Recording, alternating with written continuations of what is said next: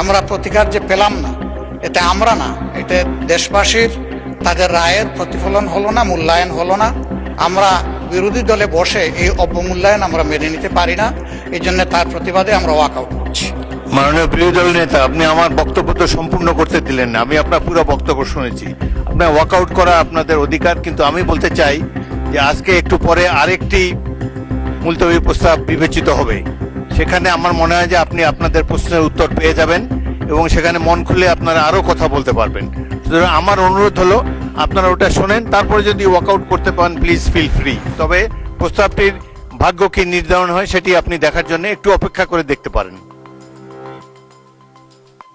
বিরোধী দলের নেতাকে মাইক দেন। হ্যাঁ, ওই নোটিশটাও আমাদের নজরে আগে কিছুটা এসেছে এবং আমরা মনে করি যে মূল নোটিশকে চাপা দেওয়ার জন্য ওই নোটিশটা সামনে আনা হয়েছে।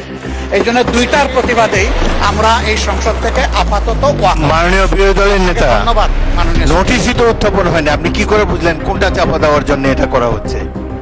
আমি অনুরোধ করছি একটু ধৈর্য ধরে অপেক্ষা করেন, নোটিশের বিষয়বস্তু শুনেন, তারপরে আপনারা ফিল ফ্রি। মাননীয় স্পিকার, আপনার অ্যাবসেন্সে এই হাউসে এই নোটিশটা পড়া হয়েছে, সংশ্লিষ্ট সদস্য এটা পড়েছেন, আমরা শুনেছি।